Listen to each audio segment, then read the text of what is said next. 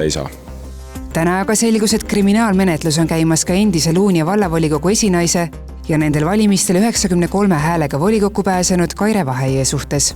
Kaire Vahejale on esitatud kahtlustus toimingupiirangu rikkumises ehk korruptsioonikuriteos, et lühidalt kokkuvõetuna on see etteheide selles, et ta on ametiisikuna ehk endise vallavolikogu esinaisena osalenud otsuste sisulises suunamises, mis on puudutanud tema enda kinnisvaraga seonduvaid otsuseid.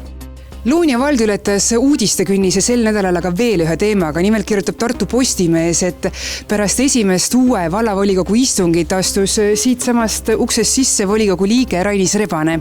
Käes pudelid kangema kraamiga. Kohaliibinute sõnul olevat mees käitunud ebaadekvaatselt ja lõhkunud nõusid. Peagi kutsuti Rainis Rebasele ka politsei. Antud väljakutse kohta saatis politsei TV3 uudistele ja kirjaliku kommentaari, kus kinnitatakse, et häirekeskus sai teate, et väidetavalt tuli Luunja valla volikogu istungile 40-aastane mees alkohoolsete jookidega ja lõhkus nõusid.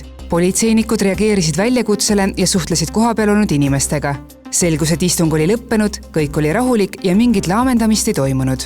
Viimaseid päevi ametis olev Luunja vallavanem Aare Anderson, kes kuulub Rainis Rebasega ühte valimisliitu, ütles Tartu Postimehele, et Rebane käitus viisakalt ja politsei kutsumiseks ei olnud vähimatki põhjust.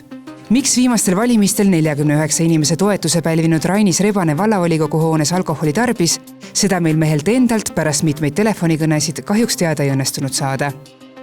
Hetkel ei saa ühendust valitud numbriga. Proovige hiljem uuesti. Järgmine Luunja vallavolikogu istung toimub 8. detsembril.